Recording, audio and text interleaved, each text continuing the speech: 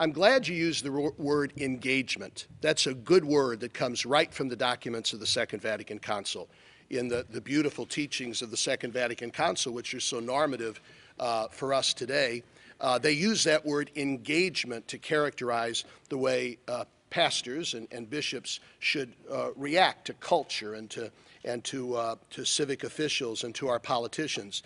So rather than confrontation, it would be engagement, and that's kind of a trusting dialogue where you speak very cogently, but where there's always a sense of openness. I think in those areas are pivotal ones that the church has a very compelling moral message, and you could look to me as you've looked to Cardinal Egan and his predecessor and all the way back to be very compelling in articulating the clear teaching of the ingrained law and that God has put into the human heart and in the tradition of the church and the teaching of our Lord and the sacred scriptures. I think the cue here has been, Lauren, has been set by both Cardinal Francis George, who's the Archbishop of Chicago, and also the president of the United States Conference of Catholic Bishops.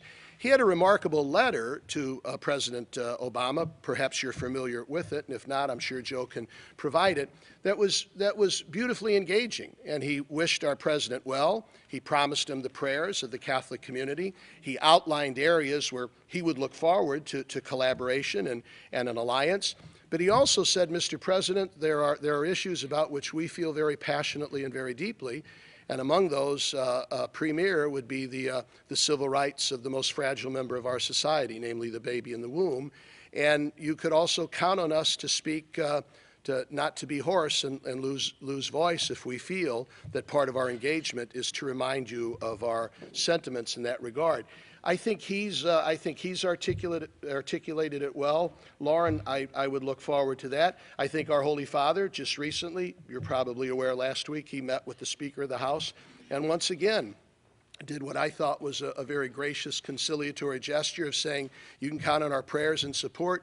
There's so many issues that you'll find the church on your side. But we also have to speak up for the most defenseless in our society, especially when it comes to defending the culture of life.